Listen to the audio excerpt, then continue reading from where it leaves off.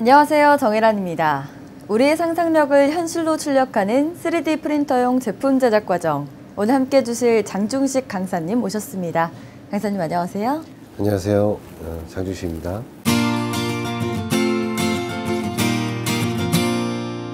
강사님, 이번 시간에는 3D 스캐닝의 준비부터 제작까지의 과정에 대해 알아보려고 합니다.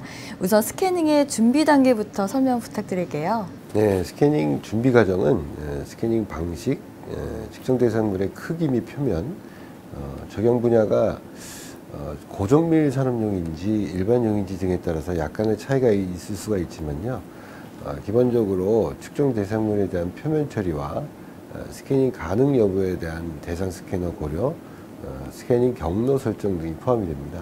스캐닝 방식 선택에 대한 학습의 측정 대상물의 표면이 스캐닝 방식 선택에 영향을 미치는 요소라고 배웠는데요. 이에 따라 준비 과정도 달라지는 건가요? 그렇습니다.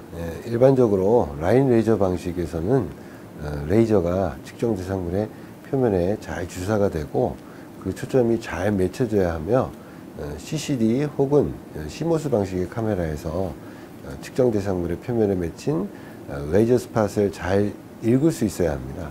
이러한 요소를 고려해서 피측정물을 준비해야 원활한 측정이 이루어지겠죠. 레이저가 잘 주사되지 않는 표면을 가진 대상물을 피하라는 말씀이신데 그런 예로는 어떤 것들이 있을까요? 네, 측정 대상물의 표면이 투명할 그런 경우가 있을 수 있겠습니다. 그런 경우에는 레이저 빔이 투과를 해서 표면에 레이저 스팟이 생기지 않기 때문에 표면 측정이 이루어지지 않습니다. 그리고 측정 대상물이 거울과 같이 전반사가 일어날 경우에도 정확한 레이저 스팟의 측정이 이루어지기가 힘들겠죠. 일반적으로 가시광 레이저를 사용할 경우에 레이저 스팟이 측정 대상물에 어느 정도 흡수되어서 선명하게 보여야 이를 측정 카메라에서 인식을 할 수 있습니다. 만약 레이저가 잘 주사되지 않는 표면을 가진 대상물을 선택하였다면 측정 방식을 변경해야만 하는 건가요? 꼭 그런 것만은 아닙니다. 만약 투명하거나 난반사 혹은 전반사가 일어날 경우에는 측정 방식을 바꾸는 방법 외에도 측정 대상물의 표면 처리를 통해서 원활한 측정이 이루어질 수도 있습니다. 네, 그렇군요. 표면 처리를 하려면 코팅제가 또 필요할 텐데 코팅제로는 어떤 것들이 있는지 알려주시겠어요? 네, 코팅 재료는 매우 미세한 백색 파우더가 포함된 액체 재료가 많으면서요. 주로 스프레이 방식으로 재료를 피측정물 표면에 도포할 수 있습니다. 이때 파우더의 입자가 클 경우에 측정 오차가 생길 수 있기 때문에요. 요구되는 그 측정 정밀도를 바탕으로 해서 코팅제를 선별해야 합니다. 최근 상용화된 고정밀 측정용 코팅제의 경우에는 마이크론 입자 사이즈를 가진 코팅제가 아주 많습니다. 균일하게 코팅하는 것도 물론 중요하겠죠. 네, 그렇습니다. 또한 모든 면에 코팅을 실시해야 합니다. 그리고 측정이 끝난 다음에는 쉽게 제거가 되어야 피측정물의 본래 표면을 그대로 유지할 수 있어야만 합니다. 강사님, 측정물의 크기 또한 중요할 것 같은데요. 만약 피측정물이 측정 범위를 벗어날 경우에 취할 수 있는 방법에는 어떤 게 있을까요? 피측정물이 측정 범위를 벗어날 경우에는 측정 방식을 바꾸거나 혹은 여러 부분으로 측정을 해서 데이터의 정확과 병합을 검토할 수 있겠습니다. 여러 번의 측정으로 데이터를 파트별로 생성을 하여 데이터 간의 수정을 통해서 원하는 형상을 얻을 수 있습니다. 여러 파트로 측정된 데이터를 수정 편집이 이루어질 수 있도록 어느 정도의 그 중첩이 되는 그런 표면이 측정이 되어야만 합니다. 표면이 복잡하고 중요할 경우에는 측정이 잘 되는 위치에서 측정을 해야만 합니다. 산업용 고정밀 라인 레이저 측정에서는 보통 정압용 마커를 많이 사용하는데요. 이런 경우 치수 정밀도가 매우 우수한 볼 형태로 이를 측정 대상물에 미리 고정을 시킵니다. 보통 3개 이상의 볼이 필요하고 이렇게 고정된 볼이 측정 대상물과 같이 스캐닝이 되는 그런 것입니다.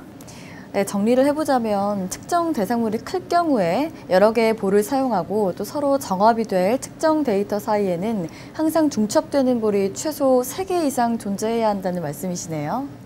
네, 맞습니다. 잘 이해하셨네요. 네, 볼을 이용하는 것 말고도 또 다른 방법이 있을 것 같은데요. 네, 물론입니다. 정밀도가 그리 높지 않은 경우에 사용되는 광 패턴 혹은 라인 레이저 방식의 이동식 스캐너의 경우 보통 자동으로 정합할 수 있는 기능이 소프트웨어에 포함되어 있습니다. 이 자동 정합 기능은 여러 개의 특정 데이터에서 중복되는 특징, 형상을 추출하고 이 부분들을 서로 매칭을 함으로써 데이터를 합치는데 주로 그 볼 마커를 사용하는 것보다 정밀도가 떨어지지만은 빠른 시간에 정합을 할 수 있어서 저가형 스캐너에는 상당히 많이 사용하는 그런 방식입니다. 적용 분야에 따른 스캐닝 준비 과정에 대해 살펴보겠습니다. 적용 분야에 따라 측정 데이터에 요구되는 정밀도가 다릅니다. 산업용의 경우 수마이크론의 정밀도를 가져야 하지만 일반용은 3차원 프린팅용으로 비교적 낮은 수준의 정밀도가 요구됩니다. 따라서 요구되는 정밀도, 즉 적용 분야에 따라서 스캐너를 선정해야 하며 스캐너의 준비 과정도 철저히 해야 합니다. 이렇게 스캐닝 준비가 끝나면 스캐닝 설정을 해야 할 것 같은데요. 스캐닝 설정 시에 제일 먼저 어떤 걸 해야 하는지 궁금합니다. 스캐닝을 시작하기 이전에 보정을 수행해야 합니다. 주변 조도에 따라서 카메라 보정, 이송장치의 원점 설정 등을 설정을 하고요. 측정 방식에 따라 주변 밝기, 즉 조도를 조절해야 합니다.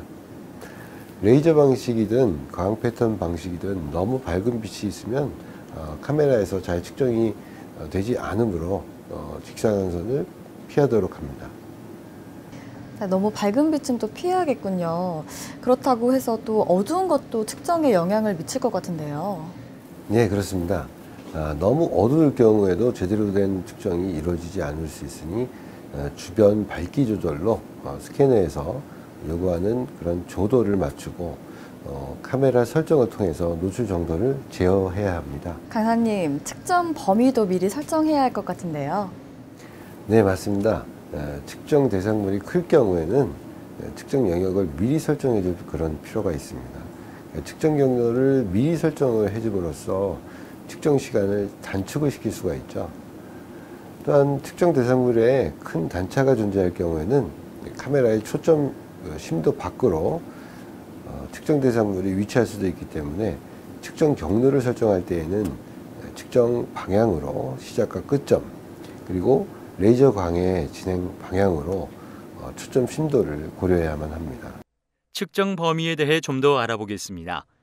보통 저가형 스캐너의 경우 주로 턴테이블이 사용되기 때문에 자동으로 전면 측정이 이루어집니다.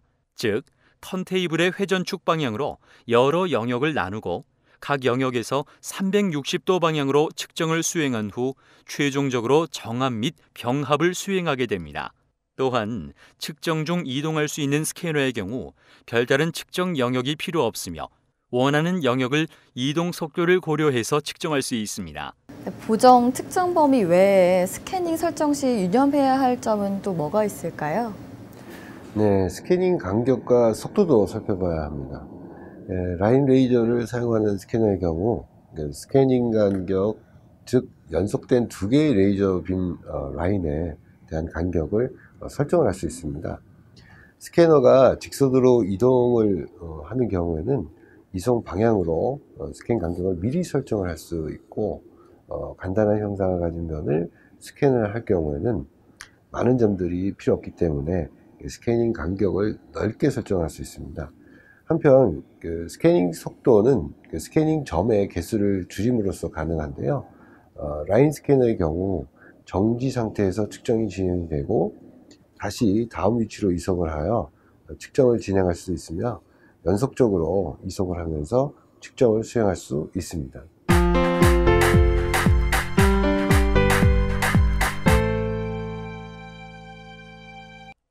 얼마 전 태완 학생은 친구로부터 선물 받은 유리 조각상을 3D 프린터로 출력하려고 스캐닝을 실시했는데요. 이런, 실망스럽게도 스캐닝이 제대로 안 되었네요. 도대체 그 이유가 뭘까요? 스캐닝을 할 때는 측정 대상물의 표면에 레이저 초점이 잘 맺혀야 하고 또 그것을 카메라가 잘 읽을 수 있게끔 표면 처리가 되어야 합니다. 그러려면 다양한 표면 상태에 대해서 이해해야 할 텐데요. 먼저 측정 대상물이 투명한 경우라면 무엇을 살펴봐야 할까요? 대상물의 표면에 레이저 빔의 초점이 잘 맺히는지 살펴보고 반사가 일어나는지에 대해서도 살펴봅니다. 우리 주변에서 쉽게 구할 수 있는 강의용 레이저 포인터와 유리컵 같은 측정 대상물을 바탕으로 실험을 수행해 볼 수 있습니다. 다음은 거울과 같은 표면을 가진 대상물에 적용해 봅니다. 거울과 같은 표면을 가진 대상물은 반사가 일어날 텐데요. 그것이 전반사인지 부분 반사인지 난반사인지 과연 어떤 반사가 일어나는지 살펴봅니다. 그리고 레이저 빔이 투과가 되는지도 함께 살펴보고요. 이것도 강의용 레이저 포인터와 거울을 이용해서 실험을 할 수 있는데 만약 레이저 빔이 거울에서와 같이 전반사, 즉 100% 반사가 될 경우 카메라가 거울 표면의 레이저 빔을 인식할 수 있는지도 실험해 봅니다. 만약 표면이 반짝거리거나 광택이 나는 경우에는 무엇을 살펴봐야 할까요? 표면에 광택이 있는 대상물이 레이저 빔을 어떤 식으로 반사시키는지 알아보고 전반사, 부분 반사, 투과 등에 대해서도 알아봅니다. 역시 강의용 레이저 포인터와 표면이 반짝거리거나 광택이 나는 피 측정물을 바탕으로 실험을 할 수 있습니다. 그리고 이렇게 여러 가지 대상물에 대한 실험을 한 후에 각 결과를 서로 비교해보는 시간을 가져보는 것도 좋습니다. 즉, 각기 다른 표면들에 대해서 서로 비교 분석해보고 추가로 앞서 살펴본 것 외에 다른 측정 대상물을 선정하고 레이저 빔을 이용해서 실험을 수행해 보는 것도 좋습니다. 그리고 이를 바탕으로 어떠한 표면을 가진 측정 대상물이 측정이 잘 되는지를 비교 분석하도록 합니다. 비교 분석이 끝난 후 이번에는 측정 대상물의 표면 처리를 해서 측정을 해보도록 하겠습니다. 앞서 실험한 투명하거나 거울과 같거나 광택이 나는 대상물의 표면을 다양한 파우더를 이용해서 코팅을 해봅니다. 즉, 밀가루, 미용 파우더 등 백색 파우더를 바탕으로 표면 코팅을 수행해서 레이저를 조사해보고 표면 코팅이 되지 않았을 때와 표면 코팅을 했을 경우와의 차이점을 구분해봅니다. 대상물 스캔의 중요 내용을 다시 한번 짚어보겠습니다. 스캐닝을 준비하는 과정은 스캐닝의 방식, 측정 대상물의 크기 및 표면, 적용 분야 등에 따라서 조금씩 변동이 있을 수 있습니다. 스캐닝 설정에는 스캐너 보정, 노출 설정, 측정 범위, 측정 위치 선정, 스캐닝 간격 및 속도 등이 포함됩니다.